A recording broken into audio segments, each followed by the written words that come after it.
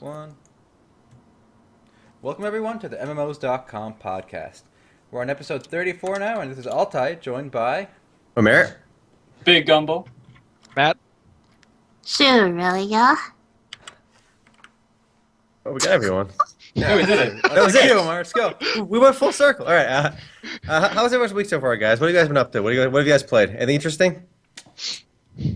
I played Granado Espada, which I made a Grumble for. And Was it interesting? It was interesting. It was definitely interesting. It's definitely the way to describe it, because you play 3 characters at once. But the soundtrack was awesome. It was. Did you play it on Steam or on the official I site? did play it through Steam. Actually, I've been interested in Granado Espada for a while because of the steampunk aesthetic. And when I saw it came out on Steam, I thought, all right, it's on Steam. I don't have to download some crappy independent client, so I'm going to give it a try. Which may or may not be bundled with spyware, as Which usual. may or may not be bundled with spyware. Which after I ran malware bites of the day, I think everything I have downloaded has been bundled with spyware. I prefer to view it as it comes with a surprise. It comes with a little something extra, all right? Yeah, you know It's what? a little treat. You're right. They just, they want to give you your bang for your buck, your free buck. So I recommend trying it out if you want to see the evolution of how games are done. But it is, classic tap targeting.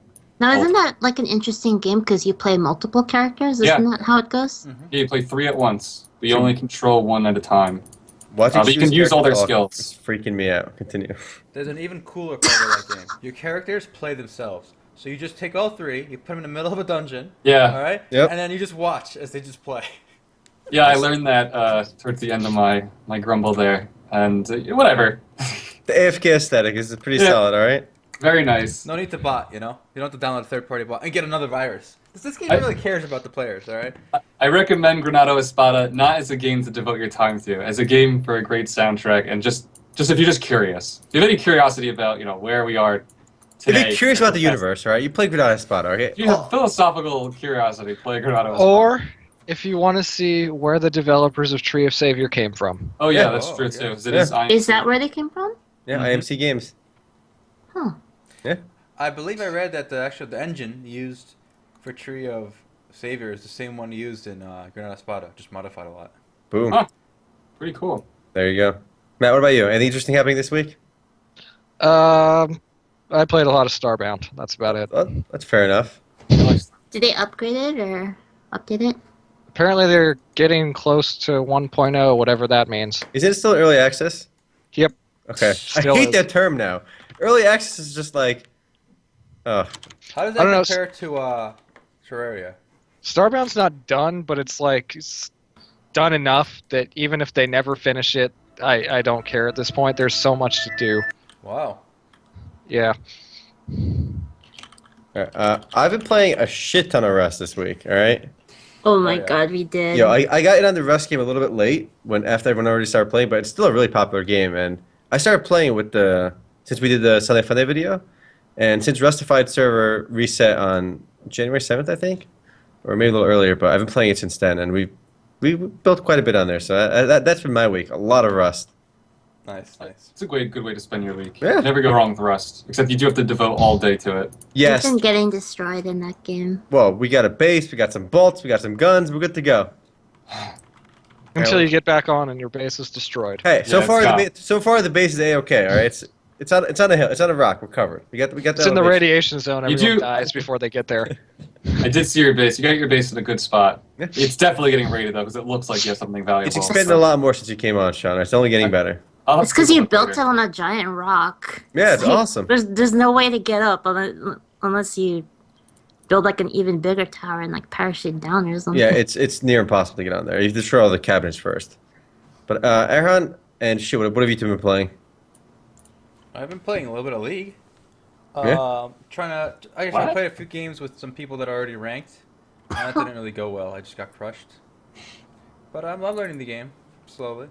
What made you go to League after the The debate? heated discussion.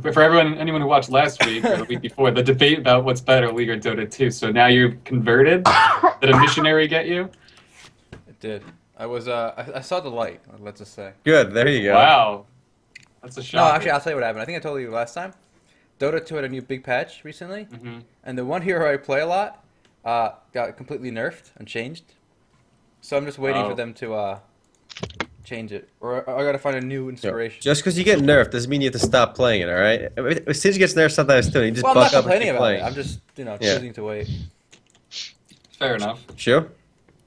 I've been playing Rust with Omer, and I've been playing a lot of Counter-Strike. Other than that, I was actually super sick, like in the beginning of the week, so I was kind of just lying down. Like, That's why most you didn't of join it. us last week, so. I'm still kind of sick, but I'm getting over it. So your DOT is still on you, basically. The dot, yeah, Dot is there. it's pretty bad. Pretty bad dot. We're talking like some really high level warlock here. All right. If the first interesting news this week we should cover is this World of Warcraft's humble beginnings in pictures. I think Sean, you put this up? I did. Thanks to Matt here sharing it with us. Basically, it's a series of pictures from when World of Warcraft was still in development back in 1999. Here you go. And it just shows you how crude WoW used to be. It actually was a modified Warcraft 3 originally. So it's basically a mod for Warcraft 3 that they were working on. So it really does look old. I mean, keep in mind, this was in development at the same time EverQuest. So in 1999, EverQuest just released. And they already had the prototype for WoW. And you can see what some of the... What? Wait, so you're saying that it had a 5-year development time? Come on, that's absurd, man. If you look at these old pictures too, that first 1999 picture is like that was actually visible to anyone in the game. That was like while they're working on the engine and stuff. Like that was a demo picture. When the game actually launched, it didn't look bad. No. Yeah, this is, again, the game launched in, 2003? So this is quite early. I love the fact that if you look at the character select screen, Troll and Gnomes weren't even there. They were added later. Yeah. And you just, it does look very crude. And then if you keep scrolling down, you see the undead kind of look like, they look like they need some food, which I guess they should. But it is funny just to see how long it's come. And I thought the most interesting thing here was that MC, Molten Core, wasn't even scheduled to be in the game. It was actually going to be cut. And then a couple of the developers actually created the whole thing or finished it in a week. So which is pretty impressive. And MC is so iconic to Vanilla WoW. So What I find remarkable about these pictures is if you look at the Molten Core Raid picture and the Blackwing Lair picture and the Nixie picture, let's be real, the graphics really haven't changed that much in the World of Warcraft. No. I mean, they designed the graphics so well that I feel that they're really timeless. yeah, I agree. It's that cartoon aesthetic. Oh, I agree with Matt is cringing over there. I disagree. I find Timeless to be more like Wind Waker, where it's so abstractly stylized that there's just no way it could possibly get old. But like World of Warcraft, the textures, I went back to it recently, and the textures look so bad now. Really? When you play the game on max settings, I think it looks pretty smooth. I wouldn't say it's timeless, like you said, like not like Wind Waker, but it's kind of a blend between like realistic and Wind Waker, like in the middle. Yeah, it's in the middle. It's So it definitely aged better than a lot of like games going for realism. like Lineage 2 and stuff, or anything 3D, like just straight up realistic 3D. I don't find it anywhere close to Timeless, though. All right, well, it's not maybe timeless was a bit of a stretch, but like it still looks okay for even today's It's games. timeless in a relative sense. I liked, Well, it's 2016 and still going strong. My favorite picture here is this Arathi Basin design map. Oh yeah. This guy built this entire zone in a week by himself, apparently. What? The Arathi Really? Basin map? Mhm. That's They call the Atari map because that's Yeah. exactly what it looks like. It looks so generic. There's a river running down the middle with like an island there, and then 2 bases, you know? Oh my god. Omer just baited mommy to watch the podcast. Oh, I nice. said, watch the podcast. I have a webcam up. Nice. Tricking people to get out here with your web. Yo, you gotta tweet that. Shu, live streaming webcam on the podcast. Oh, dude, I'm gonna do it right now. And, Everyone's just gonna be shout out like- the whole team, the WoW team. It's 60 people when it launched, but for most of the development, it was only 50 people. That's pretty impressive. That is. Yeah. And it includes everyone, the designers, even the sound people. Well, again, I mean, I don't know. I'm still impressed by WoW's visuals even today. I think last time I logged on when the expansion came out, when you maxed out, you play in max resolution, it really looks pretty crisp. Well, today they did. I think they probably did upgrade the textures, but at launch, it was a little rough. But even if you look at the screenshots, it looks decent, at least in my opinion. Yeah. I did go back to Vanilla WoW, and I was not offended. We were not on a private offended. server. That's- I was not offended. High praise, high praise. Compared to Praise. like I played EverQuest and I was like You were offended. You were thoroughly offended. I couldn't tolerate it. But for some reason, maybe again, it's just memory is a strong drug, just making it look much better than it actually is. But it seemed fine to me. I mean, the thing is, though, is if you look at a lot of older games, like Final Fantasy VII, for example, it's just so atrocious compared to like WoW, though, right? That's a good. So that's a I good mean, comparison. you have to think that like, even though you guys might think that the World of Warcraft art is bad, it's like it's still like not the leap is not that big, When did right? Final Fantasy VII come out, though? I mean, even with games from the 97. PS2 era, right? Even Yeah. games from PS2 era were like just nasty looking. Damn, basically. Hugh, you're offended with these You're graphics. using bad. No, nasty I'm photos. okay. I'm actually defending World of Warcraft's graphics. I think that they're very good. Yep, I agree. I think it's a lot more timeless than we give it credit for. I mean, they have their own unique style that's like kind of still mimicking like Warcraft 3. I think in 10 years we're going to think the same thing about it that you're thinking about the PS2 games right now. You're probably right, Matt. Honestly, because Yeah. for example, this is a little bit of a lot of people will be able to relate with this. But Aaron, for example, do you remember the Summoner on the PS2? It was our first PS2 game we bought, right? Yeah. And like the problem with that game was literally every time we went to a town, it loaded for like 10 minutes. It was unbearable. Like who's going to sit there for 10 minutes in the loading screen? And I thought the graphics were pretty good, didn't you? Decent for the time. Yeah. At the time, we were impressed. Even back then they didn't blow me away. But take a look at how bad they actually are. I don't remember them being this bad. You got a video of the summoner for me? I got a screenshot. I don't want a What is- screenshot. I want a video. The summoner. Gameplay. I got you, PS2. I don't remember them being that bad. I really don't. Let's skip ahead and see some, gameplay over here. I Here's thought an interesting question while we watch this from someone on the stream here. Or would we say the same thing about Black Desert 10 years from now? And I'm going to say no, because Black Desert strives for realism, and other games. Realism is always, I think, realistic graphics is always a relative aesthetic. I think we ain't close to actual realism too. I think we are going to be saying the same thing about Black Desert in 10 so? years from now because exactly for the reason you said, it's striving for realism and something's going to be more real by then.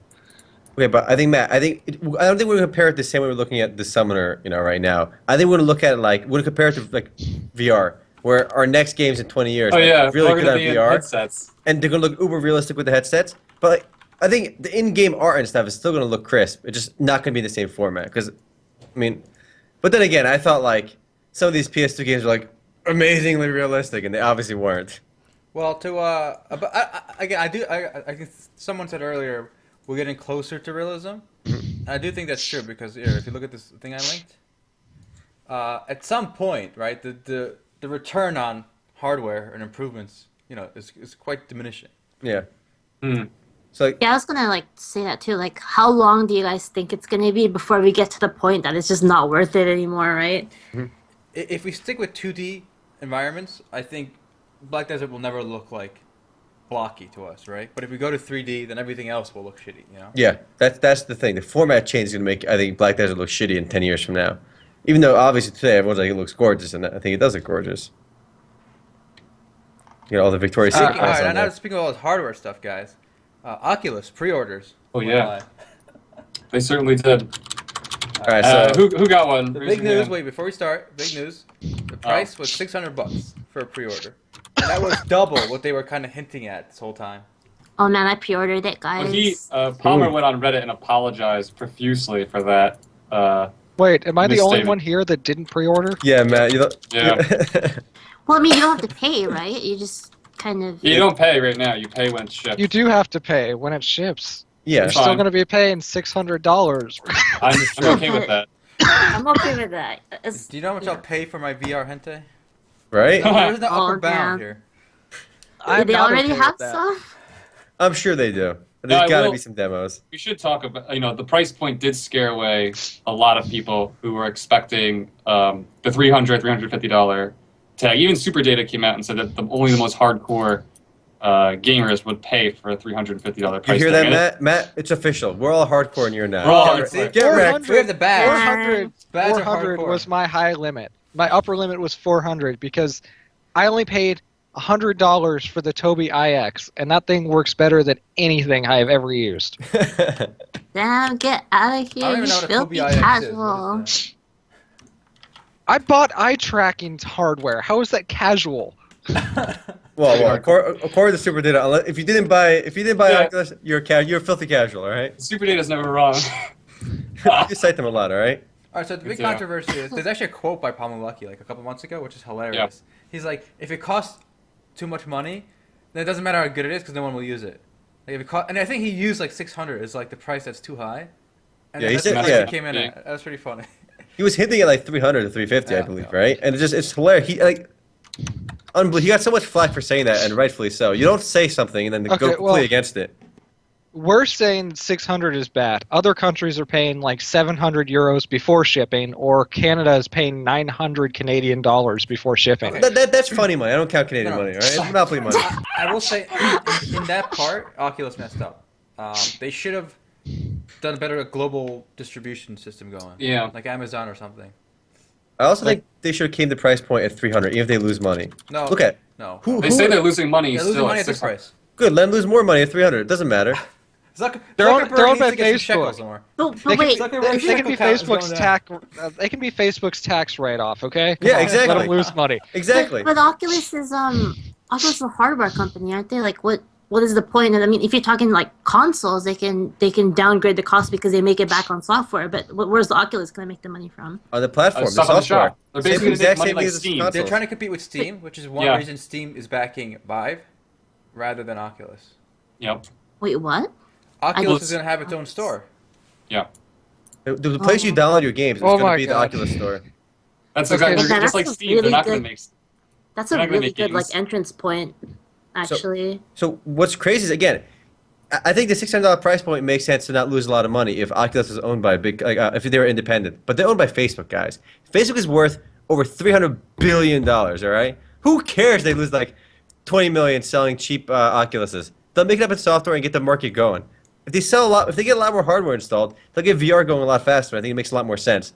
But again, it's obviously they know a lot more than I do because they're running $1 billion company. But I mean, still, look, again, they're losing money at this price. At some point, it can't just be like charity, I do want to. Super Data did come out with a market report on VR. I thought there were a couple of interesting facts, and of course, on MMOs.com, we took that, and I basically took the best ones. Basically, VR. They estimate VR is going to generate $5.1 billion by the end of this year, 2016.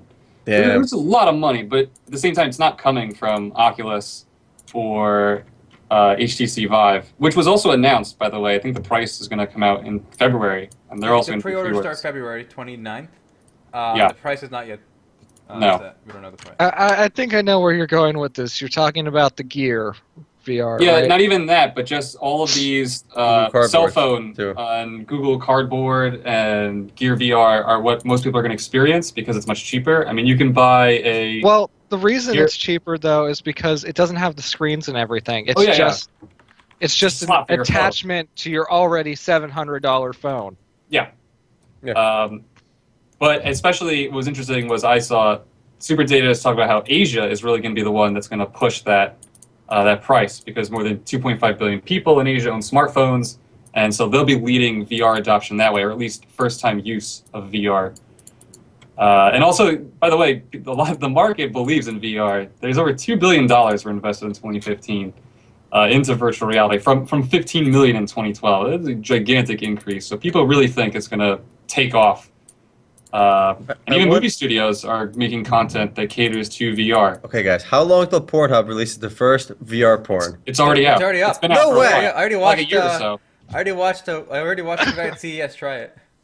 Yeah, That I've doesn't- seen some videos too. Whoa. There's already some VR hentai games, like you can just Oh yeah, get them. All right, it's been out for well, a while. I am That's thoroughly really excited about my super pre-order now. So By the way, when do you guys get your Oculus? Because I know I'm lucky. I get mine in April. I You made the cutoff. bastard. May, Oculus May. sold out so May. quickly. It kept getting You pushed back. bastard. yeah, we should say that point. People complaining about the price. They actually sold out faster than they thought they would. I think Yeah. one of the tweets said that they sold more in 10 minutes than they thought they would in the first hour. Yep. And it only went up from there because the first batch was March. March, then April, then May, and now it's up to June. If you try pre-ordering now, Mine is June. really? June. Oh, Get wrecked. We have 3 I different sat months. there too in those first 10 minutes, and I was trying to get mine like on the dot, and everything was crashing. Like you couldn't get your payment through. The site was like bugging out. Part of the experience, right? The pre-order It's part of the experience. experience. Yeah. It reminded me of A new MMO launch, you know? Come on. Okay, so they've got all these pre-orders in, but how many of them are going to be canceled by the time they ship? oh. I think that's an overestimate. I don't think many are going to be canceled at all, 10%, unless calling HTC Vive is Flat. like offers a much better price. Like if the Vive comes out at 300, I think people will cancel. There's no way it's gonna come out at 300. I think it's gonna be 499. That's my guess. HTC Vive. They're gonna have to one up. They're gonna one up Oculus on the price. Yeah, I think so. I saw one guy joking about like E3 1990 something, I can't remember, and they're like, if Sony comes out on the stage and goes $299, I'm gonna lose it. They're gonna come out at $299. The issue though that Vive has, isn't there actually more hardware with the Yes. Vive because of the cameras? Yeah. So I don't see how they See? can make it cheaper. See, I'm gonna abandon all these, and I'm gonna wait on what is it, Starbreeze's VR helmet with the eye tracking built in. Oh, I don't even know about that one. What a hipster. It's gonna be so expensive to get into this. You should still make Well- that article, Omer, about what do you call And it? that- Hardware setups for it to Yeah. prepare for it. In that regard, I guess people were complaining a lot about the hardware requirements, but like, I guess like it's okay because the price is so high that the people with those hardware requirements met are going to be the only people buying it. Right now, yes, but it's now that VR is out or is coming out, I think we're going to see a much bigger push from NVIDIA to get their hardware capable of playing it even like on cheaper systems. So there was no reason to have a high-end graphics card really before, because like even the most hardcore gamers don't really need a 980 GTX. Let's be real. You can play everything on maxed out, and it's Yeah. you know. So now there's gonna be a push to get the 980 GTX, 960 GTXs, and 970s out there, and I think that'll bring the price point down. Do you know what made me get an Oculus? Was just how much content is already being developed for it compared to everything else. It's like most studios are developing games, and most movie studios are developing their own content for Oculus, and everything else is going to play catch up ultimately. But in this first year, I see Oculus dominating, and then in the coming years, it'll probably even out. Well, Oculus was first. Yeah, Right. exactly. They've put out their dev kits ages ago. I Yep. mean, that's why. yeah, that's why I'm getting one. But I think they're smart to trying to be the I- Steam of VR. Yeah, I I think think that's that's- genius. I think that jumping on it because it's the first one is a really bad idea, though. Oh, I don't care. I'm the enthusiast that this is targeted Yeah. towards. That's fine. Whatever. I don't care. This is what I've been waiting for, for a long time. So I'm doing it for the fans. All right, that's Oh what it comes down to. What a selfless man. We need reviews up that first week. Guys. All right, enough Oculus talk, guys. All right. Enough Oculus. We got to move to a different platform. My favorite Okay. platform. We're going to What's mobile, that? boys. Mobile. We're going to Oh, mobile. shit. Moo Origins is coming out soon. Who's excited about this mobile game? Mobile. Uh, baby. Guys, Is it closed new beta, game or January a port of 25th. Moo Online? I check it out. It's right, good. it's the mobile version of Moo Online, and Moo Online is still surprisingly popular. I did an article earlier saying talking about how older games are really popular, and Moo Online, for example, pretty much makes all of WebZen's money. Like 99% of it comes from Moo Online, like legit everything. And this mobile game has been a killer success in Korea. So it's just the mobile version of Moo Online, though it is different, and I'm kind of surprised how this is doing so well in Korea. So is If it you- actually an MMORPG? And oh yeah, it looks like it. I think so, but Okay, again, that's pretty cool. That's like a No. full-fledged game. yeah, if it's straight New action. Origin is mobile. yes, but it also looks very Chinese. Yeah, actually, I'm not too interested now. After Actually, looking at it was the developed by a Chinese company. So, Oh well, there it is. so what I think WebZen Yeah. did was they're like, okay, we're kind of like Moo Online is kind of old, and we make kind of dookie games, so we're gonna go ahead and pay some other company to make this game for us. That's their thought process, and it's unbelievable. Like it frustrates me to know how to see games like this. If you look at this game, you can see the top left. There's a number. I can already see this game looks exactly like the dozens of other crappy Chinese browser games where you get the battle points and it's just going to be pay to win. Because all these Chinese mobile and browser games are pay to win. And it looks very similar to that, at least the arts, based on the interface alone. But that's just my initial So will this impressions. be successful in the West? Will people play it? Is League of Angels successful? Yes. So is it going to be successful? Quite possibly, yes. People don't care. People complain about pay to win, but I'm convinced it doesn't matter if it's pay to win. People are going to pay. Yeah. As long as the game has some addicting feature, the pay to win element is not a big of a game breaker as people think. It's a big game breaker to the minority that. Yes, I mean, the it's- vocal minority. Yeah. I mean, is that a good thing for games, though? I mean, I don't think it's a good thing. No, probably not.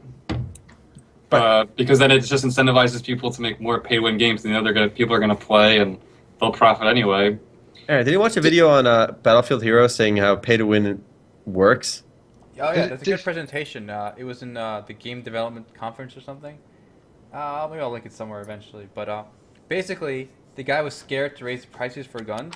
Have you guys heard of Battlefield Heroes first of all? Yeah, It's a I've heard of free-to-play it. shooter, you Yeah, can buy I guns. love that game. Game's Yeah, fun. anyway, so the guy said the whole team was so scared to raise prices, and then one guy said, "Let's just do it and test it." And then, even though everyone bitched on the forums, their revenue just shot up after they raised prices. So there you go, it does boys. work. But ultimately, it seems like a bad example because it did get shut down, that game. Remember? Yeah. So who knows? By the time they said it was worth. Hashtag worth. Speaking of old Dookie games, we also good have segue. Conquer Online has a new expansion. Or Oh, Oh, the God. Monk. the Monk, baby. I've never played Conquer Online. I was immediately turned off by the graphics that look like they belong in 1999. So I was gonna try it for a good grinding game, but then people told me it was pay to win and lots of open PvP and stuff, and Yeah. I'm like, It's all No, about thanks. PvP. oh, pay I to like win open open PvP. Oh, exactly, yeah. Oh, that's not good. Okay, guys, I want to show you some sick Conquer Online gameplay, alright? So you guys get a full, regular... Oh, understand what this game is joy. all about. Alright?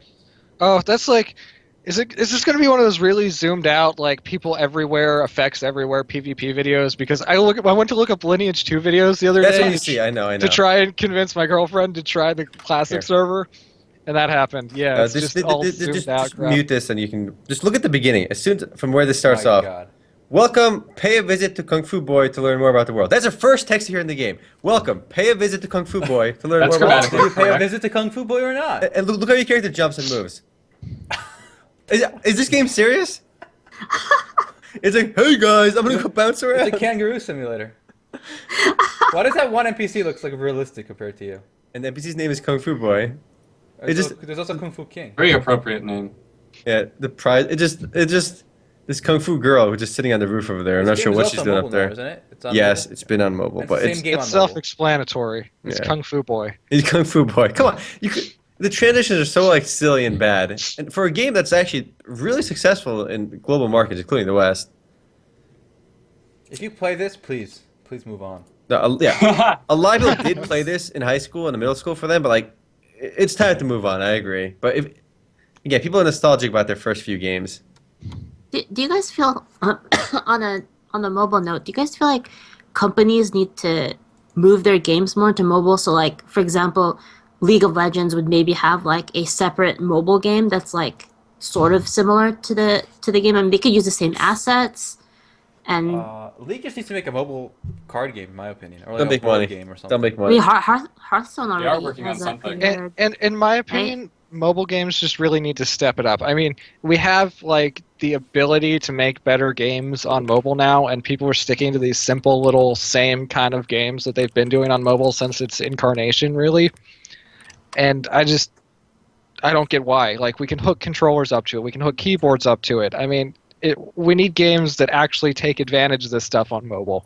Then this is why mobile has a bad rap, because it can do these things, but nobody's doing them.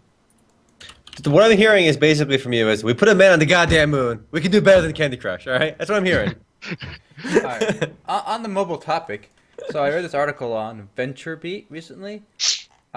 Game makers spent $630 million on TV ads in 2015. All right, and most of that money was spent by the mobile studios. Yeah, on Game of War commercials. With Machine Zone alone has spent 15% of that on their one game. Clash of Clans is up there too. I see ads for Clash of Clans and Game of War the most.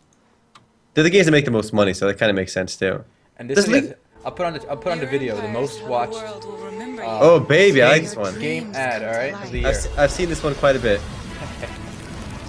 Got Kid Upton coming out of that tub. Hey, this Mariah Carey could have had the most watched game ad of the year. I'm watching this video again. Let's see this.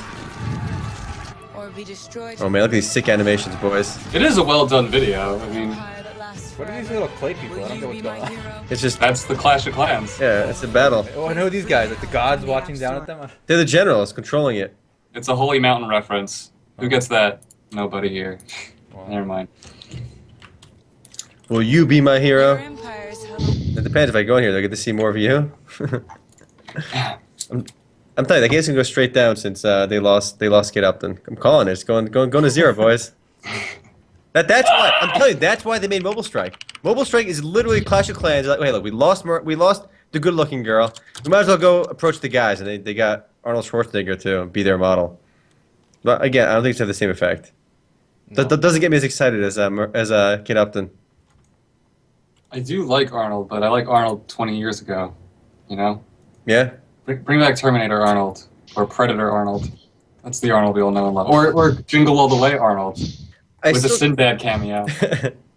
I still can't believe after all this time, it's so obvious how much sex sells games. Like I thought Evany was just Evany kind of proved it, but they had such a bad game, Evany, and I think Game of War was just Evany but slightly better and on mobile. And they combined hot chicks and shitty RTS games, pay-to-win RTS games, and they made billions of dollars. Game of War is basically Evany if Evany were literally Yeah. a casino. Yeah, there you go. Evany was literally a casino. Let's be real. It was barely a game. It was more like Credit Card Simulator. Who can spend more money ends up winning. That was the gameplay. The rest was a facade, right? It was nonsense. Well, let's move on here. Let's step up our pay. Let's get Adam mobile. I'm sick of mobile. I'm always sick of mobile. Mobile's the future, guys. You guys. Yeah. Well, I'm refusing the future. Speaking about gambling, sure. Did you fix your gambling addiction in Fake Grand Order? Oh yeah. I don't want to talk about it. All right. Good use of emotes there with your character there, sure. I saw that. Like you're embarrassed. Okay. I can appreciate it. Well, I wanted to talk about the business model of a recent early access game, and by I want to talk about it, I mean I want Matt to talk about it. Divergence Online recently launched on Steam into early access. I think it's at a $40 price tag, and they have some pretty odd. They have a pretty odd business model going on. If you want to take that away, there, Matt. So it's a bare minimum, minimum viable product right now with combat and one profession that works, according to what I've heard. Anyways, it's $40 buy to play. Then there's an optional $10 subscription to use a tool to terraform more exactly and not just place prefabs when you build buildings. And then you can pay $150 for one race that's sneaky or something. And $150. And then you can Holy pay either shit. $200 or $250 for a race that when it's got a limited amount available and when the game launches, it'll permanently die and you can never make another one. No. Seems like a You nice pay way to burn money. You pay $200 or $250 to play a race once. That's So insane. they're just taking your money, and they're not even giving you something fair in return. So, But they're what's giving the you Star point? Wars Galaxies 2.0. Come on, man. But Star Wars Galaxies 1.0 is going to be free on the emulated servers. Why on earth would I pay $40 for a Star Wars Galaxies clone? don't forget this. Because you said the minimum graphics are viable better. Product, right? Hasn't this game been in development for ever? 10 years or something, right? It's been in development for at least 10 years. It's switched engine at least God. twice, and it's down to a skeleton crew of 2 people. At the very least, we know they won't take our money and run, I guess. Okay. But will it ever be finished? Who knows? I want to read a quick review on Steam for this game, and I think this is what a lot of people are going to think because it's mixed on Steam right now. It was mixed earlier. Now I think it's mostly negative, and it started off a little bit strong because I think a lot of the early fans gave good reviews on there. But this is not a spiritual successor to Star Wars Galaxies. It is just a blatant ripoff. I bought the game and requested a refund a day later. There's nothing here. You've basically ripped the systems from Star Wars Galaxies and slapped on a horrible game engine. Or is it an upgraded Star Wars Galaxy engine? I don't know. How is this even legal? The systems are not even similar to Star Wars Galaxies. They are the exact same. You never even removed the Terra Kasi artist name from the brawler line in the skill tree. You can't even say you kept it for sentimental value because there's no advanced professions above the brawler line in this game. And that was the whole point of the TKI name being on the line. It's just a copy and paste job. I asked for a refund before SOE/Daybreak or Disney comes sniffing around to shut this shit down. and honestly, I mean, it really seems like amateur hour because if you look, I looked at one of the videos on Steam for it, and it just played the Star Wars like theme song. Like, holy shit! Like, I'm not even. I think they got rid of it now. I showed it to you, right, Matt, when it was still on there. Yeah, I think so. They got rid of it because, like, wait a minute, we can't just copy the Star Wars theme song. So, I think this is just another emulation project for Star Wars Galaxies. They just took it and just changed the engine, like, and just they're going a different route for the emulation, and they're trying to charge money for it, whereas emulation will be free. Okay, let's put it this way. You know how Darkfall's got Rise of Aegon and then that other one that's coming out? Mm-hmm. Star Wars Emu is Rise of Aegon. It's trying to emulate the original exactly. Divergence is the other one where it's trying to take the original and mix it with new features. Thus the name, Divergence. They're diverging. Boom. Genius. I don't think this will ever come out. I think these kids are using this whole new early access, crowdfunding, I think so too. Just steal money. Yeah, I'm very negative about it. I don't think they're stealing money. Okay, I think they're going a little too close to the source material. But like, you don't work on a game for 10 years, go through multiple unsuccessful crowdfunding campaigns because you want to steal money. You'd find something else to steal money. You would not work on the same project for 10 years. You might be very bad at stealing money. This is the only thing you know about. Let's say you're working on it off and on, right? Then eventually you abandon it. And then a year or two or three later, a new fad appears where people are willing to throw thousands of dollars at unfinished games. Right? Yeah, there you go. You say, wait a minute, I still had this on my floppy disk. Let me just floppy disk.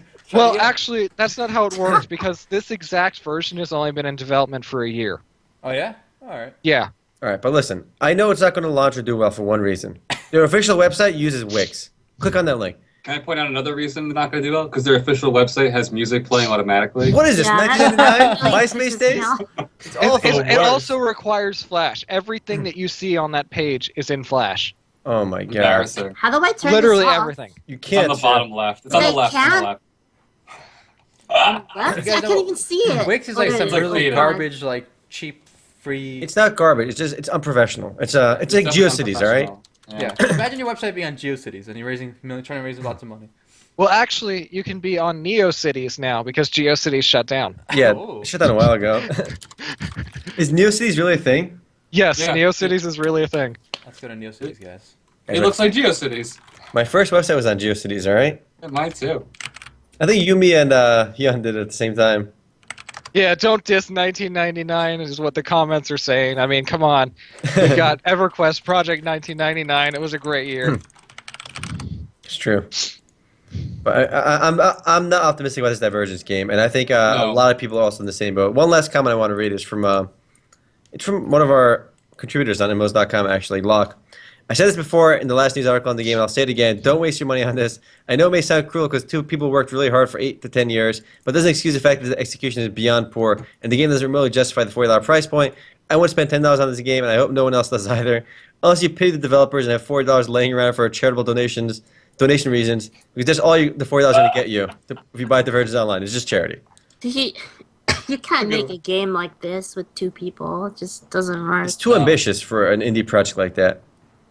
Well, you can, but the people that do that work on it for 8 to 10 years in the same engine and don't restart and don't ask money until it's done. Yes. Like, the people that do it are really respectable about it generally. Yeah. I do want to read this from our chat. As a web developer, the Divergence website makes me puke and cringe simultaneously. not a web developer. I feel the same way. As a mediocre website maker and admin, makes me puke as well. It's on Wix. Come on. What is Wix? Okay, listen. Okay, It could be worse. It could be webs.com. Okay, but their official blogs on Blogspot. Why? Oh yeah, that's true. They have their website for divergenceonline.com, and then they have divergenceonline.wix.com. They use the Wix one. Like, they have 3 platforms. Why? Makes no kind of sense. Well, let's move on to some happier news. That's enough of a We're giving it too much attention. More attention than Let's deserves. divert away from Divergence, all right? So I wanted to bring this up. It was kind of a big event. AGDQ happened, which is Awesome Games Done Quick. It was That basically was really good. basically speedrunning. I linked a video there from one of my favorite events. It was a lot of fun to watch. It was on Twitch. A lot of this stuff put people head to head. What I've linked is Mario Maker, which I watched the whole thing of two teams going head to head. I just want to know how many people Is that the watched one with AGDQ. triads? It's between 8 being cheesy Oh and yeah, stacked it with is. It Bowser's. is the one with triads.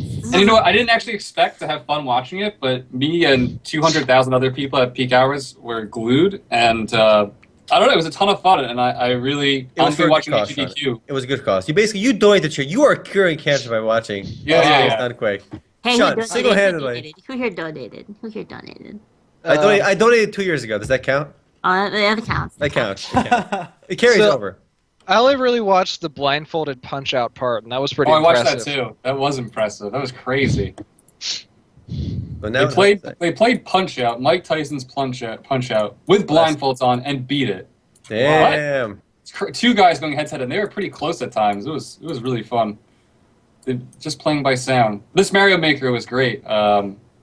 Unfortunately, the one team got ahead of the other, but it was still really fun to watch them pulse. I mean, I could never play these levels and be successful. So were they playing the same set of levels and just one? Yeah, they were going head to head in this one, and the levels were made by famous Mario Maker creators. So they're basically challenging them. They're not the hardest levels in the world, but you know, it was just there. It was there to be beaten, not take weeks It's better at a time. it's better that you don't do the hardest ones. Right. You can still watch all of the videos online if you guys are interested in seeing it. You didn't miss out. You can still watch it. It's not the same though when it's not live. I think they really No, put it's it not. into charity, though. It's still fun. Yeah, I mean, agree. If you haven't seen it. I don't know what the final amount they raised was, but the last time I watched, I think it was close to 600,000. Wow. I didn't watch much of the last day, so I'm not sure what they ended up at, but it did well. Oh, and Mary gave so much more than me. I gave 70 earlier. I kind of regret. I should give it like $25 every year just so I can say I donated. But I I gave only 70 gave more. five. Give him a $5. You give him a $5 shoe. I gave a $5 during Three Kings, and I said my comment was from Camel Hater, and then it said Camel. So what they just wanted to get at was that this kind of stuff, AGDQ, it's really awesome to see because it's community, and I think more events like this are great for bringing stuff together, bring people together. And it just shows when people watch like this, when you have 200,000 people watching, to me it shows the potential for esports and more events like this in the future. And I think we'll be seeing a lot more going forward. There should be another one in summer, I think. SGDQ? Yeah. All right, what do you think about a speedrunning for an MMO? Do you think we're going to see something like that eventually? Like how No. fast you get to max level in WoW? I think it takes. You mean you just start playing? No, but it doesn't take that were long. things like that. I remember like people did crazy stuff like they got to like max level without killing anything. Oh yeah. Let's be real. If you know exactly where to go in the optimal experience path, how quick can you get to max level in a game like WoW I don't know. or Final Fantasy 14? I'm sure. I think there probably are speedruns out there, but it's not like mainstream. Here's the thing about speedruns to me, right? A speedrun shouldn't take more than an hour. Like as someone watching, like some speedruns That's true. take 4 or 5 hours, and I lose interest Yes. because it's just so much time. I think a speedrun should be quick, and I think it's more impressive that way too. In something like a platformer where they Yeah. pull off perfect stuff. I watched Castlevania. That one was pretty awesome. Where they're and what's cool too with those games is what's more impressive is that they're manipulating the game's mechanics Yeah. to move faster or kill bosses, rather than just like knowing where everything is. Yeah, I agree. Mechanic manipulation is what really comes across. Because otherwise, anyone can memorize the game. There's got to Yeah. be some skill involved. And there was actually a streamer who was trying to learn how to speedrun the Ocarina of Time, for example, and watching him. I forgot who it was, but he was very popular. And trying to watch him like perfect certain things, it's really like you really have to be good at it. Like you have to time Oh, the yeah. frames perfectly. It's not you watch a good speedrunner run through a game, and you're like, oh, that's kind of cool, you know. But the amount of hours that person has to play that game. Like the countless tens of thousands of hours to perfect the speedrun to like the expert level, it's unbelievably impressive. Oh, it's an investment. If you miss one frame, you got to restart. You know, like because you got to glitch the game to get to certain points. Yes, I really gotta like the game.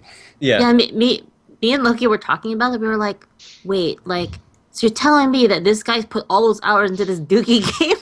Because sometimes people play like the most deuce games. It's like Yeah, the speed run. it's like they woke up one morning and they're like, man, I'm gonna be the best at this shitty game. Green Man, the Beach Surfer Dude, which is a game I did beat, and I'm sure there's someone speedrunning that game.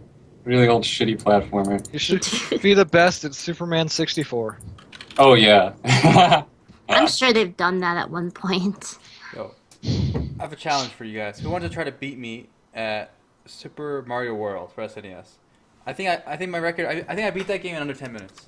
Okay, but you didn't do anything Did you special. cheat? No, You didn't no, cheat. no. It's actually very I know simple. what you did. You The did the star secret- level. You did the secret Yeah. star levels to I beat think the I game. did the star path to Bowser. But you didn't like glitch the game at all to go fast and don't worry anything. Well, you just kind of like balled it, all right? You just went for it. Yeah.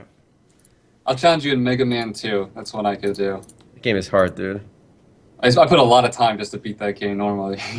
Yeah, somebody said there's a challenge for on WoW called Iron Man. You have to get max level in WoW with all white gear, no pots, and no auction house, which I think Wow. is doable because in vanilla WoW it's difficult. If you can do that in vanilla WoW, it's something. But doing it in new WoW is not If you hard. die once, you fail. Oof. I think I can do that in new WoW with naked gear, with like just one weapon, like a white weapon. Forget the rest of the Yeah, gear. just raid looking for a party and then just /follow if you want. That's what I did even. Yeah, that's what I did all the time because it was super easy. Do you know why this guy? Someone else just linked the Superman World's 64 speedrun, the world record. You know why this guy has the world record? Because no one else is doing it. This is 2 hours. No, I cannot watch this all. This is terrifying. Oh my god. And he's glitching through the floor. Who thought the Superman 64 was a good idea? Let's make a game where you fly through rings. Genius! Come on. Hey, Because What do you mean, that's really Microsoft what Flight? Spiky it does. worked for you know? Star Fox. Mm-hmm. Star Fox was a good game, alright? I know. Have you guys played Pilot Wings out of curiosity? Yeah, Really a good little. game. I loved Pilot Wings. Yeah, we got I some. thought it was mediocre. Wow, which one? For 64 or for SNES? All of them. All of them. What? They're so fun. Alright, let's make it official. Is it SNES or is it SNES? SNES. Sure, you got overruled. You got overruled. It could be either. It could be either, but it's one. You got overruled. I'm kidding. I always say SNES because I can't be arsed. Oh. Alright. Oh, no. I want to talk about Black Desert a little. They have a new. Oh yeah, there's a mini controversy about it. Alright, you guys talk about the whole potion thing while I play a video. Right. Black Desert Online, it's a buy-to-play game now, obviously, and there was a bit of controversy recently, and it got resolved. But basically, controversy was this: the game is a mechanic where it's almost like an energy system where it artificially limits how much you can craft and process. So I think it's for the trade skills basically, and because it limits that, they said the system's in place to prevent too much goods from being flooded in the market to balance the game's economy, but of course, they were going to sell something to cash out. They got rid of that limit or reset your limit, a potion.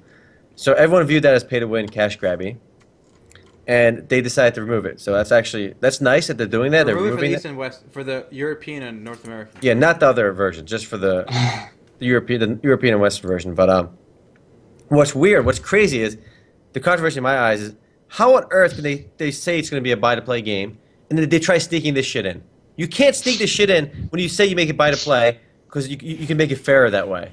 It's not. It just comes off as really greedy and It's scummy. it's very scummy. This never should have even made it to the game. Because again, the Eastern True, version's yeah. free to play. The Western Yeah. version's buy to play. It was supposed to be more fair if you're gonna pay up front. But no, they're trying to make money that way too. Well, You they can't- did remove it, but it shouldn't have come down to that in the first place. You can't right? add shit like that if Yeah. you make people pay to get in already. That's kind of bullshit. Yeah.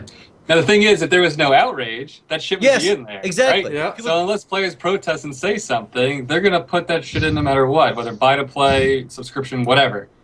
So it does show you have to have vigilance as a player, and bitching on forums does get shit done sometimes. There you go. Sometimes. Sometimes. So Albion Online, do you think they As still got long as cash you up, don't too? start a change.org petition, because those Oh are Yeah. God! I hate change.org petitions. People think they do President anything. Obama, please take out energy potions from Black Desert. I got Don't even 5,000 know that signatures. for a while, one of the top rated things on some government website was to put the World of Warcraft servers back online. Well, That will show the politicians how big gaming is. Maybe they'll. I don't know what they'll do with that information. They're gonna craft a law that like the servers can't be down for more than X hours, or you're liable for damages. They're gonna nationalize Blizzard, right? To keep the servers up forever. This sounds like the glorious republic. That's what I'm hearing. So the point, I guess, of the whole thing is, be vigilant, and player protests can do something. Now, I'm curious if, since this happened with Dom Games, how Tree of Saviors Western release will be handled with some of their cash shop shenanigans. Oh, did you They see? said they got it. Put They'll handle I put it. up some. Yeah, I did see that they said, Yeah. but they who knows said what that means? It's pretty vague at the moment. Yeah, they're They like, just said we're they'll gonna handle it. look into it, guys. It's like, okay. We acknowledge your bitching. That's what they said. We acknowledge the bitching. Well, that feels good, though, doesn't it? No. It feels good to be acknowledged. It's better to be acknowledged than ignored. That's true.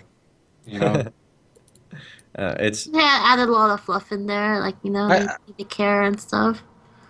I don't know. I prefer when they ignore me because then it feels like, well, they never heard me to begin with, so they don't disagree. Oh, They're true. just doing whatever they want. Do you think Obama plays any MMOs, guys? He ain't got time. If he has time for playing MMOs, he shouldn't be president. Just imagine, just visualize this right now. He's at home, and he's playing MapleStory.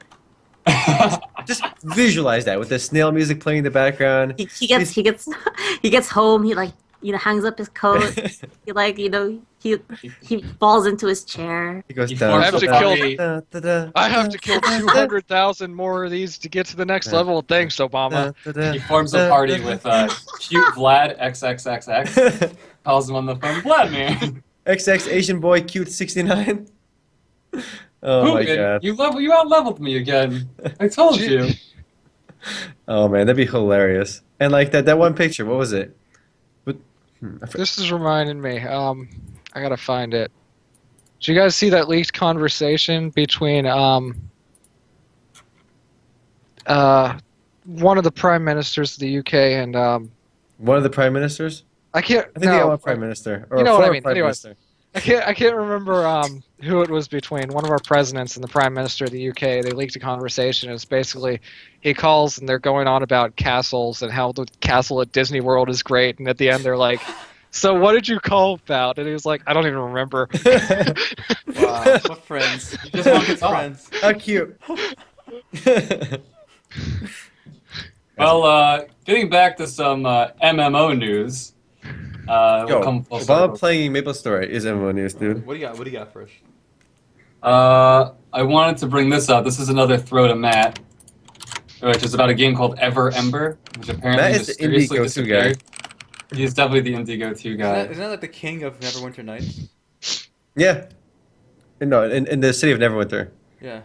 This is a gameplay trailer from 2012. I couldn't find anything recent, actually. Well, anyways, a Reddit post showed up the other day claiming that the servers had been offline for a while and the website went down. And they're like, "Did it get shut down?" Like, because it's not just saying like, "Oh, well, we can't reach the website." It's like legitimately saying that the website is not like being paid for or anything. It just goes straight.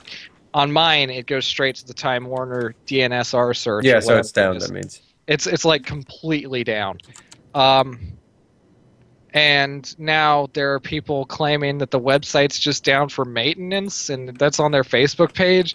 But it's like, it's been 2 days now, and I have not been Yeah, able to reach this the game looks website. pretty uninspiring. It does. Okay, it's awesome. uninspiring. This looks like No. like King of the Winds. No, the problem is this game is built. The game hasn't done anything. It's an engine. He's just running a very basic MMO engine. I think it's called Eclipse engine. The same exact engine that runs on that Zelda MMO I did a video for. Well, Oh. sort of. They also hacked in a bunch of RuneScape-like features. Yeah, Okay, but beyond the You should game, still play that game. yeah, Zelda. Yeah. one. beyond the game being what it is, I think the point is the developer never communicated with his audience. You know, it has a niche audience, but the developer just said nothing, right? Am I wrong about that? And it No, seemed like not- he just disappeared. Oh, did he communicate, or am I wrong? about He finally did After after what? everybody's like, it's dead, it's gone. He finally said that it's like down for maintenance or something, but like I said, it's been 2 days and it's Yeah, but- still the website's down for maintenance. As soon as it goes down, you gotta do something. You gotta So say the something. problem is these games are such amateur hour. Like this game and I think that's what it indicates. and the Zelda, they're complete amateur. These aren't like serious indie games. You want to talk about serious indie game? I'm gonna link you one right now. What are you gonna link? I am. What was it called? Oh, I'm boy. dying to see this. This is an indie game that it's gonna happen. All right. It I'm kinda gonna looks link like the this one Pokemon too. MMO. Oh god, after all the complaining about early access, he's finally gone nuts. He's found one he thinks is actually going to happen. Yes, this is gonna happen. And this is a Kickstarter for it too. Take a look. That's it. Kickstarter too. Wow. Yes, it's got all the Oh, it's pieces. this that- thing. Y- You yes. forwarded me. Like if you look at Dragon of Legends and you look This at looks this awesome. other game Matt was bringing up, the EverEmber, it's not even. This is a real game, and there's a team behind it. Okay, a real That's team. awesome. I like it. Yeah, And this it's looks not awesome. an MMO. Isn't this more like a cooperative thing? They say action RPGs. They're A cooperative action RPG. Wait, So, remember, our definition of MMO is this very now. broad. Ragnarok is nigh. Awesome. What I think of when I think of like a model indie game is Shores of Hazeron. It looks awful. The interface is awful, but the guy has been like making it for so long. It's one of the deepest MMOs I've ever seen. It's got the RPG part. It's got the Never heard realistic of this. space flight part. It's got the empire management part, and it all works right now. Wow. It all works, but it is like the most stupidly complex MMO I've ever played. I More cannot than get EVE into this Online? game. Yes, more Wow. than EVE Online. Yeah, we should give It this a is try so one day. stupidly complex. Like you have to mine stuff and then make buildings and create your empire from scratch from a little character. Yeah, there's 5 avatars online right Explore now. some shit. There's 5 avatars online. Gucci. Avatars where? Yeah, You know what this means? If we get on right now, we could be the double kings the of player this base. world. We can double the player base, guys.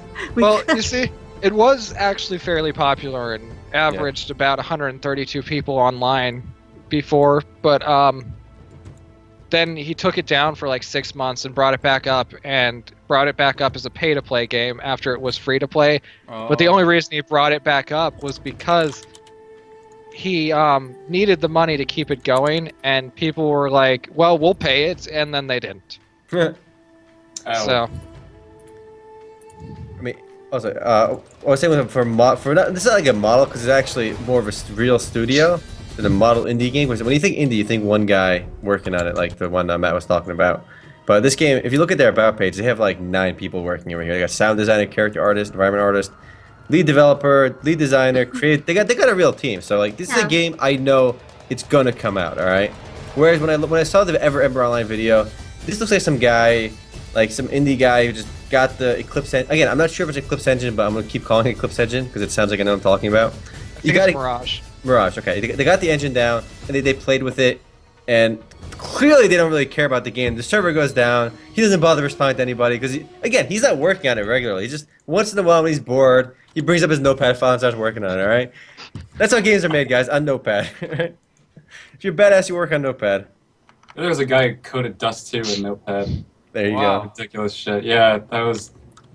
I mean, I was trying to learn how to make maps. I was like, okay, if this guy can do it in Notepad, I should just give up. go. I'm done. Wow, you just took that as Yeah. a point to give up. Yeah, I took See, it as a point to get out. I can't use Notepad. When I used to code, I used Sublime Text. Notepad Has nice bro. syntax Notepad is- highlighting. Oh, Notepad does that too, but that's for web stuff. Well, to bring us to another more MMO news story that I had in mind, this game coming out from South Korea, HeroWarz, which I don't think anybody asked for, but it's coming to the West anyway. What is Z? So- Don't forget. Yeah, it makes it more With the fun. Z, with the Z, yeah, I almost forgot. It's basically a top-down action RPG with 15 character classes. Well, not character classes, 15 characters, so you really won't be customizing. And it just looks This like looks a really like fast. dungeon paced. crawler. What is this? It's a sped up. The video Okay, I sped up. thought so. I was like, this looks. Basically, Okay, KOG let's do games. the, KOG games have their niche with instanced action-based games, Yes. and they're bringing another one. Yes. It's the same kind of game. We got characters too, right? Not even like classes. Yeah. Yep, same kind of game. Speaking So- of action or RPG, go on. Are they No, polishing I that didn't know they jade? Oh, there's actually another one coming out by Laplace, right? Legend. Yes. Oh yes. I'm more excited about this one. Yeah, me too. This one looks a little nicer. I would be excited if I thought anyone other than Aria was going to get it. Yeah. Well, Aria's definitely getting it. So they got all the other excited. I think Aria's first pick, but it's not for sure. They got Different the aesthetics in here. Much more. Laplace. Is it trying to copy Lutail? What's up with that name? Yeah. Laplace. I don't know. One of our first comments on the article about the announcement was, "Oh, so now they're copying Tree of Savior." Yeah, it kind of. The art you're style right. kinda looks like it. Yeah. I think it looks closer to Devilian gameplay-wise. Yeah. What? Yeah. It's trying to go with the action RPG. It's very I vibrant. love the I art could style. see. Yeah, agreed. They're always. Let's be real. X Legends is on the ball with their art. Okay, Aura Kingdom looks gorgeous, and this is gonna look Nice. really nice too. You know what it is? They just use Remind me very of- bold color contrast. Yeah. Reminds me of a Tales game too, for some Yeah. reason. They use bold environmental palettes in general. Yeah, it looks great. I think it gives it a nice, it feels like a game. Tree of Savior is colors of brown, though. Don't you see all the gorgeous colors in this? So vibrant. Now, one cool thing about this game, and it's really like the most unique thing it has going for it, is that every class can use any weapon, and there are multiple weapons to choose from. And depending on what class weapon combo you use, you have different skills available to you. And then when you kill bosses, they also drop weapons, so you're constantly expanding this repertoire of different weapon class combos. So the idea is that they claim over 5,000 combinations of class and weapon.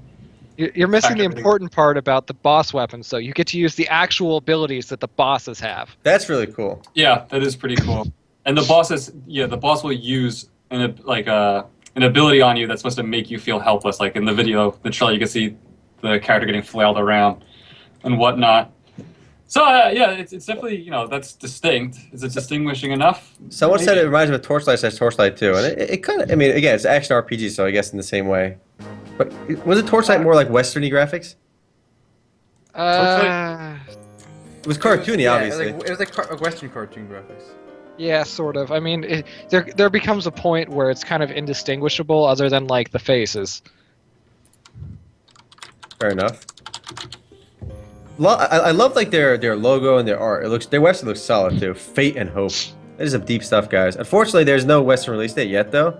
It just got announced in Taiwan, so that's where X Legends is based. Though, I am concerned about the throwing people around with the bosses, because all I can think of is when they first showed off Mortal Online with their giant troll things reaching down and picking up like sheep and stuff, and it was like so buggy and glitchy, and it looked awful. I mean, you don't want to have bosses or CCU for too long for no reason, because then it's not good for gameplay. Not good for Frustrating, yeah. These guys are very proud of their soundtrack. They have 2 videos on their official YouTube channel. One is the video we just played earlier, and number 2 is a BGM track. So they're very Nice. proud of this work. Yo, we have all the other X Legend BGMs on our music section too, so we'll add this one as soon as possible. Well, this is just the perfect segue. I'm just going to do it now. We have a new weekly post on the website, and we want to hear from you guys, the guys who visit MMOs.com, and then we're going to call it the Weekly Raid. We're going to be asking you guys a question about MMOs, anything about MMOs. Each week we'll have a new question, and we want you to hear from you guys. We want you guys to respond in the comments on the page. It'll be in the editorial section. Erhan should be bringing it up now. Basically, this week we want to know, what's your favorite MMO soundtrack? Before we get to the answer, I want to say that the original idea for the name was pretty terrible, and it was Sean's fault. Sean's It was idea. not a terrible name. Okay, You let's be just- real. Let's get the audience opinion on this. Okay, I know it's a terrible name for most people. Okay, listen. Okay, Yeah. Sean said that it should be called, instead of the daily raid, the weekly raid, it should be called the weekly daily. Well, because Hold on. What do you guys think about that? The weekly I know daily. no one likes it. I know that. You said it sounded good. Shit, what do you think? the weekly daily. I know it's confusing. They're trying to make it like a. Like a daily quest. But It's not daily though.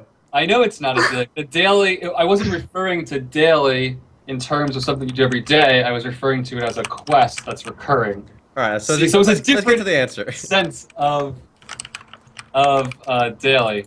So what's everyone's favorite MMO soundtracks are up there? We're hearing a lot of answers from the chat here. Cabal Online is being thrown around. Guild Wars 2. FF11. I haven't heard the FF11 soundtrack because I never played FF11. How was the soundtrack in that game? Shoot, have you played it? FF11. Yeah. It was okay. I mean, I didn't play it that much. Like I got up to like the desert or Was it, whatever. was it, my was it by mom, Naboo? my mom played the shit out of that game. Was it? I'm not sure. That's why. I think Let's see. I personally think Final Fantasy XIV is uncontested right now. It's got that classic It seems so, Final yeah. Fantasy. It's also Style. yeah. It's Yeah, it has solidly some new. music by Nobuo Uematsu. So yeah. He did work for FF14 as well, right? All right. You guys, we have FF14 8,000 has tracks on the SoundCloud so far. Mhm. And Umar, I know you love stats, right? So I will love- tell yeah. you what the most popular soundtrack actually is. Oh yeah, this is just based on our data for our SoundCloud. Okay, but a lot of things get different levels of exposure though. So let's see if our fans, the viewers, agree with this. All right. The best soundtrack, according to popularity so far, for games on our site is Rocket League. Oh, Okay. I could see that. That's fair. Yeah. it's a nice soundtrack, but I wouldn't consider it the best. You know what I The mean? thing about Rocket League soundtrack is you only hear it in the menu, right? Because when you're playing a game, there's no soundtrack. The only soundtrack is the ball blowing up and cars blowing up. I mean, it's really catchy. I'll give It's them that. amazingly catchy. Oh, I think it's great. The the top 6 tracks, most played tracks, are all Rocket League tracks. I'm not surprised actually. Now that you said that, it would have come to my mind. Again, it's not really an MMO, but in terms of games we cover, I'm not that surprised now that I hear it because it's got really good stuff. I mean, just put it on and listen to like on Silence. shuffle and enjoy it. Yeah. It also is averaging like 100,000 players at once. That's like, Really. of course, people yeah. are gonna go looking for it. What's next? Okay, so then the only one that cracks that is Mabinogi. Really? What? Mabinogi. I didn't think Mabinogi's music was anything special, What? I love Mabinogi's music. See? There you go. It's really except for the ones people made, like with Yeah. the instruments. Those were pretty great. I mean, the music itself is pretty good though. And they even have like an opening that's like with lyrics and stuff. It's good. All right. The You guys name of ever the track- heard it? All right, There are a I'll lot of play one for you guys. openings. Mabinogi No. more. There's only one opening for Mabinogi. No, I mean for different games. Like a lot of them have openings now. Oh yeah, but I mean, the best thing is with Mabinogi is it adds lyrics just to the instrumental track of the opening. Because there's like a Mabinogi theme song. It's really pretty music. See, one guy said Anarchy Online is his pick for sure. Everyone's obviously got their favorites too. We're seeing Yeah. some recurring themes. Somebody mentioned Ragnarok. Granado, Espada, and Ragnarok Online. So there's obviously gonna be some, there's a lot everyone's passionate about. I mean, mine's EVE Online, hands down. I loved the jukebox in EVE Online, which I said in the post. But I thought it was so perfect for flying through space. I think that soundtrack got me playing EVE Online more than EVE Online's gameplay. Gameplay, The perfect tone. the gameplay in EVE Online. You mean the spreadsheet in EVE Online? Yeah, the spreadsheet, exactly. Right, we have some Mabinogi music playing now. Okay, just that one track happened to do really well. All right. Yeah. Because clearly what happened was somebody took that track and they embedded it on the Mabinogi forums or something, and it got played a lot over there. So that our data is a little bit easily I'll show skewed. you guys the stats right on the page here. Yeah, we have all of them on mos.com/music, and we just manually set all that up, and they're all on SoundCloud now. But we can view all the data on SoundCloud. But all the soundtracks for almost all we have over 200 games, full soundtracks, embedded through SoundCloud they're on easily organized mos.com/music. and browsable on the site. SoundCloud So is pretty laggy, guys. I don't know, like using it. SoundCloud's a piece of shit. Yeah. Yeah, but the music is the music section on the site is awesome. The search works there too. You can get a random soundtrack or you just browse. It goes through there's 20 something pages or something. But we have the allies too. We have so many soundtracks. You know what game has a lot of tracks? Hmm. MapleStory. Yeah. I think it's Really? over 500 soundtracks. Wow, that's quite a bit. I feel like they call it tracks. The soundtrack is the entire album. Whatever. Songs, tracks. That's a lot of tracks there. So I like the Blade and Soul soundtrack as well. Does it sound like a strip club soundtrack? Is that what you're looking for in a sci-fi MMO? That's what I expect from Blade and Soul. So nice if I had a Starline too as well. There's a lot of for me it's I don't think Phantasy Star Online is going to be like winning me over with the soundtrack. I think it's the new expansion with the dinosaurs that are frozen and the evil bears that open their heads into like I can't even remember. Guys, we have a record number of viewers on Twitch right now. We got big 80. Wow. Oh, 80 nice. boys. I know, it's growing. Yeah, here, I give you guys a smile that there. You know, Doll here. You gotta do it again. I had to.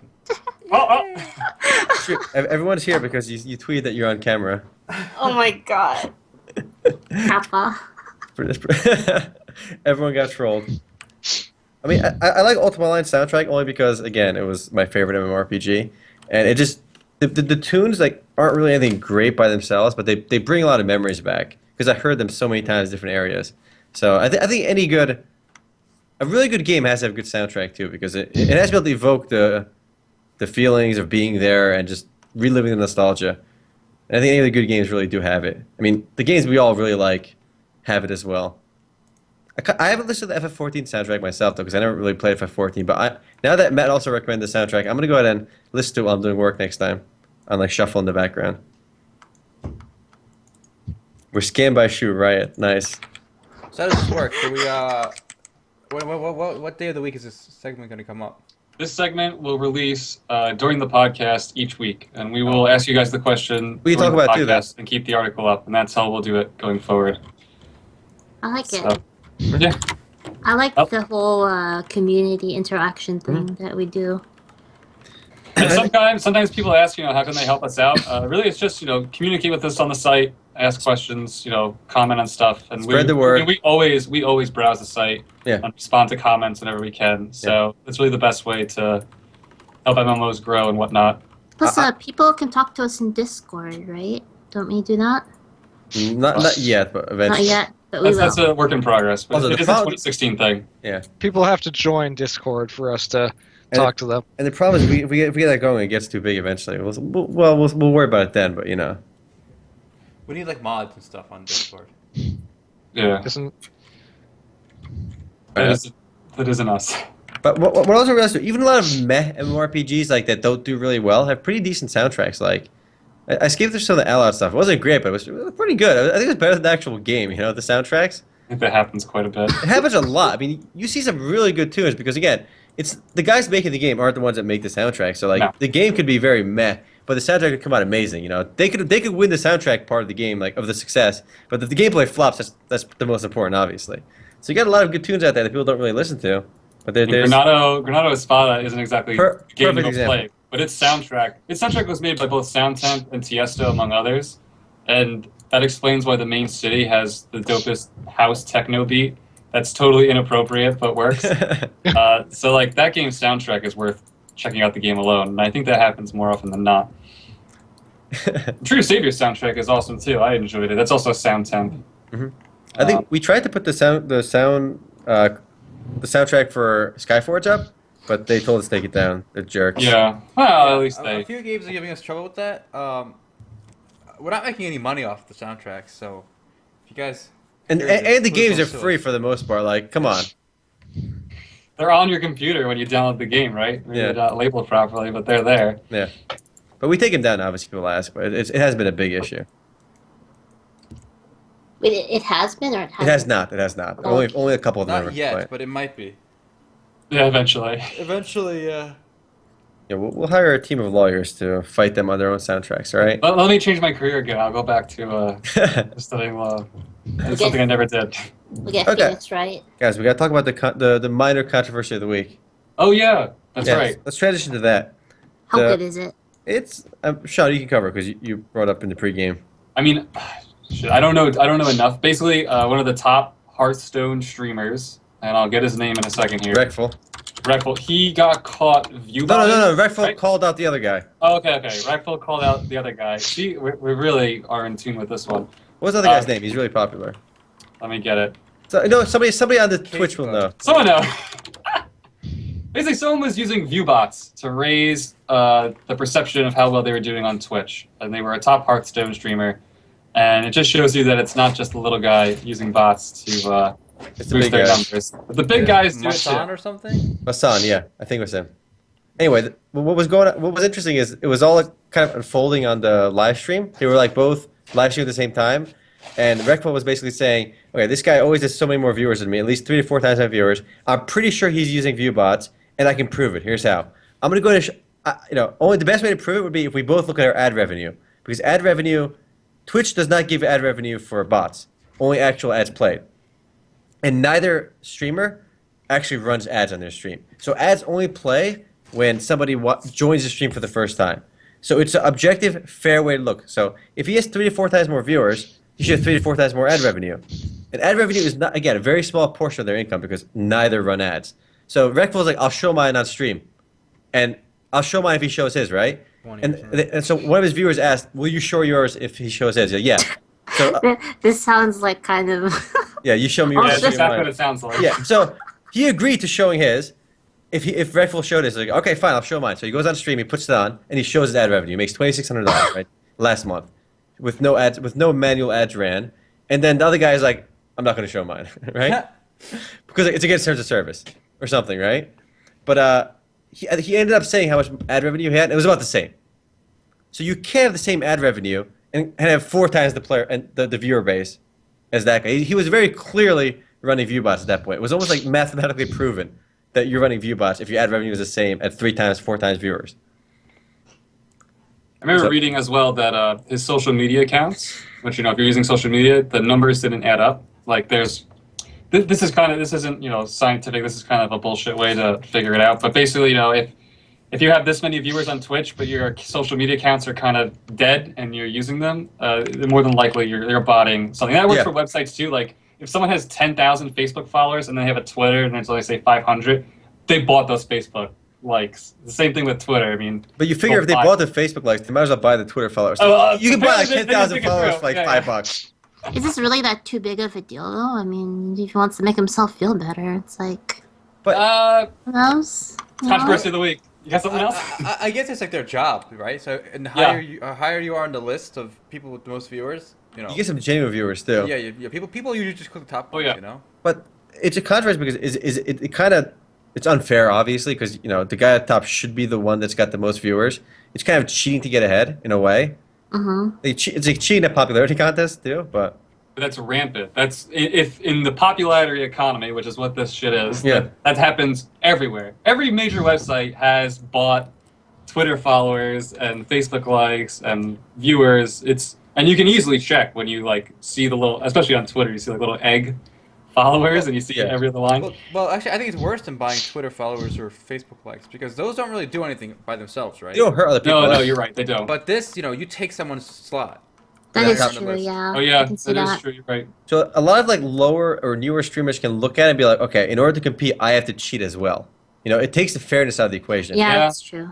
And that hurts the platform, I think. All right, I concede. Setting a dangerous precedent. You're I mean, right. it's not like that big of a deal, but I do think it's unfair, and it changes the perception of the game being rigged. Have you guys seen the CS:GO drama at all? It's pretty good. More drama? I love yeah. drama. What's a drama show? All right, okay, so what happened was it actually started I think last year or something, January and early February 2015. Pretty much a bunch of CS:GO people were caught. Professional players were engaged in match fixing. Oh yeah, I Pretty did hear much. about that. Yeah. So they actually, what happened is one of the people who was because it came up the time because they got banned for a year, right? They said, you guys are gonna be banned, and then they said, but we will re-review the case in a year, right? So 1 year happened and Valve didn't say anything, and one of the players was like, I thought you guys were gonna reevaluate our thing, right? And then freaking Valve was like, okay. Then 2 hours later, yeah, you guys are. You guys are still perfect. Permabanned. So that's interesting because match fixing in pro esports. I mean, it's always been Pretty bad. it's pretty intense. I mean, it's happened in real sports too, but I feel like real sports have gotten to a place where it doesn't happen that often. But I still think in esports, it's so easy to throw a game on purpose if you make a bet. There's no one to check if you're going to throw the game or not. How do you prevent that? I don't know. I don't think you can. I was thinking at the Dota 2 tournament, imagine the last 2 teams were both Chinese, right? And they're like, wait a minute, let's just split the money. That could definitely happen. Did you guys hear how they got caught though in CS:GO? No, how? So pretty much, it was like a whole team that was matchmaking. What they were doing is they were buying skins. They were betting skins, and then they were having the skins sent to their accounts. Right, like they did some whole like skin laundering thing, right? Skin laundering. Skin laundering. This is this is the new thing. But anyway, the way they got caught was one guy told his girlfriend and then cheated on her. Wow. And then She got ratted out. Yeah, she was like, like fuck She you. scumbagged him. She's like fuck you, and then she like showed the text messages to like one of the heads of the league or something. Damn. And Never then trust the the- girls with the info. The hammer came down on all of them. Like after that, like Valve was like, well, I guess there's irrefutable evidence that this is happening, so I guess we better do our own investigation. And then they went and looked like, okay, this account has lots of skins on it, belongs to this guy, and it like all of a sudden had this influx of like free skins coming its way. And Oh my god, it's crazy. And the skins have real value too. So when they're betting skins, it's not necessarily just like for shits and giggles. Some of the Yeah. skins are worth hundreds of dollars. And if people regularly have like the market for skins in CS:GO is like is a massive market. You could bet thousands of dollars worth of real skins in matches. So it comes down to real money. And I mean, you have to imagine this is like your fans, and Yeah. you're fucking with your fans. Like they're betting on you because they have faith in you, right? Yeah. And then you just pretty much fuck them all over so you can benefit from your own fans. So like, I mean, clearly. And Clearly that's just they betting. It deserve lets them down to too get because you're facts. rooting for a team to win, and they're just doing it for the money in their own way and just throwing the game. It's really bad. All right, I got a little topic here now concerning this. Will this skin betting and all this esports betting stuff will it get the same kind of ire that just recently hit FanDuel and DraftKings? No. That was quick. No. Got some reasoning. Well, FanDuel is huge. Esports skin betting is small. I'm glad you answered me so quickly. Your heart's Overruled. Vulcan Esports. They used to hand out all those stupid flyers at the tournaments. Yeah. They're done. They said we're transitioning. We're not doing esports betting anymore. Really? Yep. Why? They fired some staff because they said we're kind of. They got in trouble in Nevada actually. Vulcan. And they said I think they see the writing on the wall where the regulators won't allow this. There's no way. Vulcan is almost exclusively esports. Here, I'll link you the article. I still see on their homepage they're doing. Let's see. In fantasy esports. Link me the article. I will link you the article. There's no way they're shutting down their fantasy esports. This is like their thing. Oh yeah, Erhan, your picture doesn't have your name at the bottom. My picture is what? Your picture on the stream doesn't have your name at the bottom. Don't worry. I'm a man with no name. But people are asking on the stream. I'm a man with no name. They I'm not said seeing- you are MMOs.com in the Yeah. flesh. I'm the avatar of the site. The Okay? embodiment. Wait, so I'm not seeing any information on this Vulcan doing what you said. Alright, I gotta find this. So, again, my reasoning being very simple. Vulcan is enormous. This is not Vulcan. FanDuel and DraftKings. These are like billion-dollar companies now, if not more, and they're just doing obviously legalized gambling. Whereas, fantasy esports is also legalized gambling in a way. I mean, it's a gray area, but Alright, here you it's go. such a tiny market. I'll put it on the stream too. Yeah. So, Whoa. Fantasy Esports Hub Vulcan lays off staff as it shifts direction. I just did the day. Whoa. See, it shuttered its operation in the state of Nevada, which is where we live, guys. Omar and I. A few months after being state-branded, daily fantasy sports is gambling. Okay, well, when they shifted direction, they let's see. The company is It means- transitioning to a means new they're keeping it direction. vague. Unfortunately, this is a painful but necessary da-da-da-da. However, it seems that the Vulcan may be extricating itself from daily fantasy esports business entirely. That's yet to be seen. Come They on. may be involved in the process, but just Oh on the my sideline. God. Read the first paragraph. Yeah. Oh, this is terrible. 14 people is a quarter of their company. Yeah, it's a big percent. What is this VIP membership thing? Yeah, so that is a new thing that is apparently being done by Silkroad, and basically you put in however much like premium currency per month, and based on how much you put in, you get like increased attack damage, increased hit rates, increased Okay, damage oh my absorption, God. Wait, Silkroad increased Online still carrier alive? Oh my god. Oh, and guess what? Once you donate to the blue icon level of donation, 5,000 plus, you have a built-in bot. It's called auto hunting. The game plays. The game plays wait, itself. but after that, it's the top 10 that get 20% increased attack damage. So basically, it literally is a race to see how much you can pay in 1 month. Dude, I've done back. shit like that before. It's the What? dark times. Dark times. Oh, this Dark is times. incredible. Okay, I did Shin Megami Tensei Online. You guys remember that game? Yeah, of course, the MegaTen. Okay, you remember how MegaTen used to have like those? I mean, I'm sure they still have them. It's like tier spender or something. Yeah, yeah. A lot of Oh games my do stuff like god! that. Like you get like it's like super rare item. Like if you're like the top 10 spenders, or oh my god, I spent like $400. Shoo! Stop No. it. Stop spending money on these pay-to-win games. She was like the No. she spends enough for all of us combined here at MMOs. Yeah, she's supporting the entire industry for us, okay? She spends more than I could if I tried. I don't anymore. I'm done. No Good. more. You reformed. No more for me. Yo, watching this Silkroad Online gameplay brings back some memories. I'm looking at some sick one. They're killing a raid boss. Killing Can you- Jupiter. Like another example of old games being popular. Like Silkroad Online is still kind of a big deal, isn't it?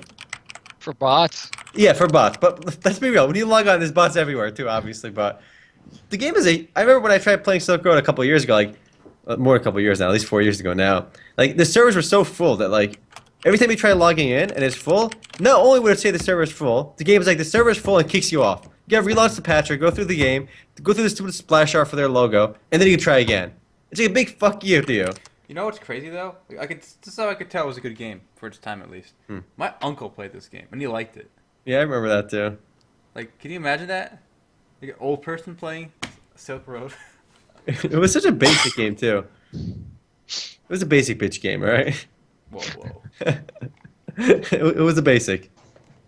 That's a good game. It's a solid game. I remember when you got your bar full, you go like rage mode, and your character turns just gets bigger, like Avatar, like an avatar from One shots everything. Warcraft 3, yeah. But to be real though, for the time, it was definitely a really high quality game for free to play. Because this was early free to play when there was nothing good to play. Now we get Silkroad R. Okay, they just changed the name a little bit and changed the XP rates and a little bit of mechanics. And I think were they going for like a non-pay-to-win version in Silkroad R? Because they're keeping all the pay-to-win stuff in Silkroad Online, or is this all these buffs account wide? These VIP buffs. Who knows? It's probably pay-to-win on both. They want to make more money. But yeah, going back to that esports stuff. So, I think things like skins and fantasy betting on esports is gonna hit the same wall that DraftKings and FanDuel started hitting. If anything, it's FanDuel's fault for bringing all the attention to fantasy betting. You know, the Vulcan operates on such a smaller scale than Yeah, they got caught in the wake, obviously. yeah. Grumble, do you have a desk mic? Open that mouth. What? What? The Rev from the guy named Rev on our Twitch just said Silkroad, the game you bought in. Yeah, dude, that game is like was one of the most botted games of all time. I think it was just so easy to bot that everyone did it. Okay, confessions, guys. Have you guys bought it in a game before? Yes. Yeah, of course. Yeah, MapleStory. MapleStory, hell yeah. Bought the shit of MapleStory. With I've Shin. never- I've never downloaded a separate thing for botting. If I've bought it, it's been built in. I can't be arsed. Wow. Really? Wow. So It's too much work. a lot of games have built-in bots now, obviously, but it was the thrill of getting the bot in when you were on Cheat Engine, you were Oh, it was searching the awesome. memory, you felt like Elite Hacker 69, cool guy. All right, trying to get your automated MapleStory bot going and do the vac hack. Oh man, I'm pretty sure my MapleStory account got banned, unbanned recently from like a 5-year ban or a 10-year ban. The best hack will always be the Counter-Strike wall hacks. Oh yeah. Alright? The guy went like this. That's how you could tell you were hacking. I had an aimbot in Counter-Strike 1.6. I only did it for 1 day, okay? And I never hacked again in Counter-Strike because hacking is scummy as F. I used to Like- hack in StarCraft. There was a guy in my guild when I played Link Realms that was hacking the game just to see what he could do, and it turns out the only thing he could actually hack, because everything was server side, was movement. Well, that's still a big. important. Yeah, it's pretty important. It's a speed hack that he made, and then he reported it to the developers because people kept yelling at him. He's like, okay, fine, this is how I did it. Okay, leave me alone. So other people also hacked and bought it in MapleStory. That's a popular one. Everyone was The best about MapleStory, and I did this in Omer's basement, was you would get all the enemies in one corner of the map. The vac. You just sit there. Do the AoE abilities on them? You just grind. You would go to like a really weird map too, because you were hoping the GM wouldn't catch you, and you would leave. He always caught you. He always got caught eventually. You had to go to the most obscure map that nobody goes to, and like you can't vac the popular areas. You gotta kill obscure shit. And the funny thing is, what's remarkable about MapleStory botting, for example, like I bought it a lot, and the highest level I got one of my bots before they got banned was I think 55 or 60 on my mage, and for the time that was still really good because it got there pretty quickly and had tons of loot. But if you look at MapleStory now, you get to level like 200, right, 150, 180 in literally like a week of very casual play. So Too much. So it really, the experience rate really went through the roof. So somebody asked when you download bots or hacks, how do they know it's not a virus? It usually is. It usually is. I would just say Omar and I, we just had a good understanding of spyware and stuff, so we kind And of what we were knew what to downloading, look for. We knew what to do right away if it was like the wrong kind of file. Nowadays, if you want to be smart, you can use virtual machines and stuff too. Yeah. You know, it was always a virus, pretty much. Keygens. Oh yeah, but you got the cool music though. You got the awesome music on there. The music is awesome. Some are I good. didn't care. You got to download the legit ones. The ones with the good ratings on like on the pirate. What do you side. mean legit? There are no legit keygens. Oh, the photo. Okay, well, the Photoshop Photoshop. one is pretty good. The Photoshop one is really solid. And the soundtrack is great. Yeah, the No. soundtrack on that one is good. too. I didn't download Photoshop unless it put like a key in the description. Unless there was a key in the description for the Wow. torrent, I didn't download it. Wow, that's right. Mine worked pretty decently. Sony then Vegas they- also has a good one. Then they came out with the White Rabbit edition that doesn't even need a key. Not that any of us would pirate Photoshop. We're all Yeah, Never. we pay for it. Okay, guys. I paid $3,000 for my Photoshop. I'm paying for Creative Cloud, whatever. Yeah, at least Creative Cloud is like something monthly, and it's not like obscene. That kind of made That's like- sense. I have that student $15 a month thing going on right now. That's awesome. I pay for $15. Yeah. It probably is, and you're still not going to pay. So and, this is a guy giving me shit for paying for Crunchyroll for $8 a month, right? And he paid $50 a month for Photoshop. My ass, he'd pay I $50. would say- He would not pay $1 for Photoshop. I wouldn't even pay for Netflix if Omar wasn't paying for it. Yeah, I pay for Netflix and Crunchyroll, but we use Netflix a lot. Yeah. You know why you pay for Netflix and Crunchyroll? Convenience. Yes, I could It is pirate all that convenient. shit, and it's convenient. It's a personal thing. I feel like I'm losing if I pay for something I can easily pay. And also, you make sure you get the actual one that's not dubbed over by some, like, idiot that thought, hey, this would be funny to dub over. And you don't download it, and it's like, oh, this is in Spanish Exactly. subtitles. That problem happens pretty often, like once in a while when you pirate things. And the dub can be in Spanish and stuff too. All right. Well, we're running kind of long for the podcast. I'm gonna close it. We got to stay Zoom. here for overtime and Q&A.